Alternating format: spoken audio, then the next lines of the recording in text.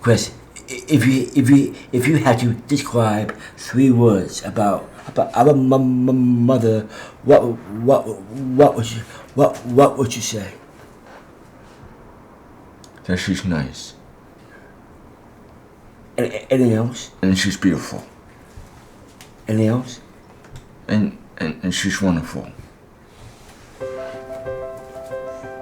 Many of the founding parents were told that there was nothing that we could do for our children. I actually remember calling one private school and said, I understand that you take children with special needs. Let me tell you about our children. And they said, Down syndrome? Not that special.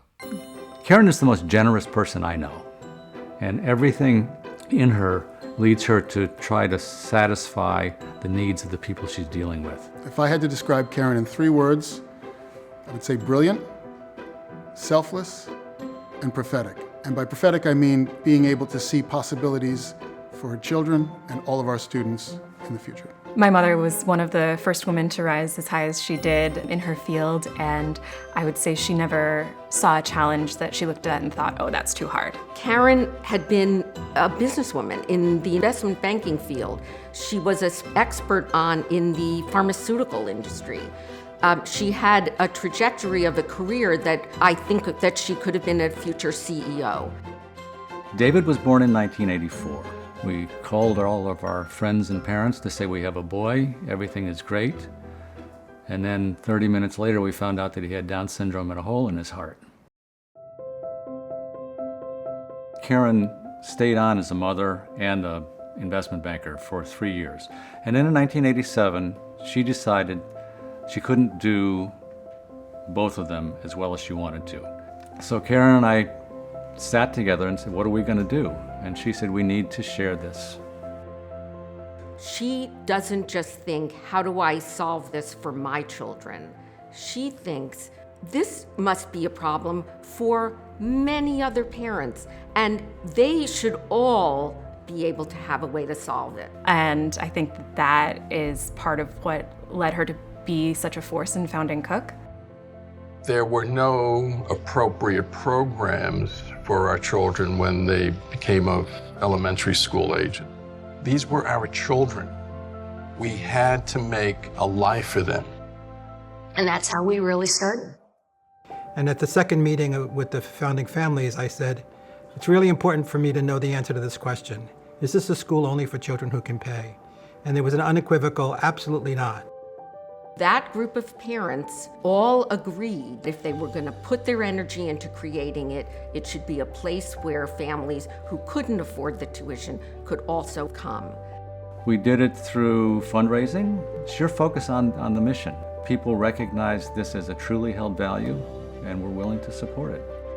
Cook has gone from 7 kids to 300 kids. It's gone from $40,000 to a $32 million budget.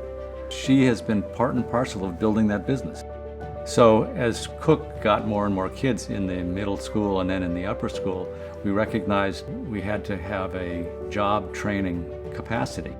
And inclusion in the community, fitting in the marketplace, in the drugstore, in the job sites, on the buses and on the subways, all of those things were what our students ultimately would need for an independent life. Well, both David and Chris have jobs. David is working about 10 hours a week at CVS. Christopher works at Cook. He's on the maintenance team. He absolutely loves his job. He loves to do the recycling. He loves to see the kids. He loves his supervisor, Alberto. Karen's vision was that a school should focus not just on the deficits of the students, but on their strengths and most importantly on their interests. And she believed that if you tied learning into their interests and focused on developing those interests, making the students aware of what their interests were, they were going to be able to become more successful. If someone told me when David was born that he would have a paying job, that he would be traveling by public transportation in New York City, I wouldn't have believed them.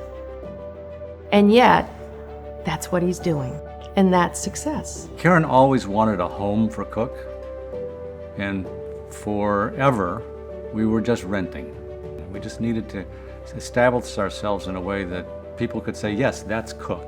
And I think that having the school completed, having reached 35 years now, you've accomplished something that's quite remarkable.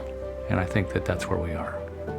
She changed the lives of her children and the children around her, but then it got bigger and she actually changed the tenor of the community.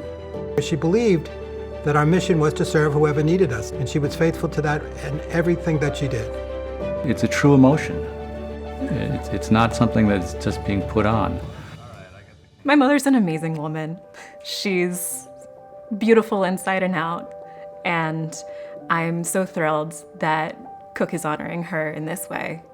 I would love to be half the person that she is. I love you too.